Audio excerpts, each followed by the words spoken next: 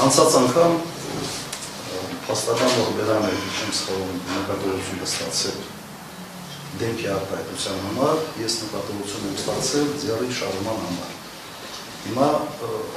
ես շատ կցանկանայի, որ այս դատարանը կանխատեսելի դատարան լինի, չեմ ցանկանում նկատողություն ստանալ սանկցիա նկատմամբ, կամ փաստաբանի նկատմամբ, որովհետև